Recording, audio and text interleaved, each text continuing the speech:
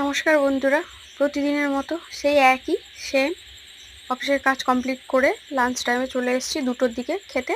সবাই চলে এসছে 3জন আগে থেকে খেতে, আমি একটু লাস্টে। আমার একটু লাস্ট প্রতিদিনই লাস্ট হয়ে যায়, একটু কাজ বেশি থাকে তাই লাস্ট হয়ে যায়।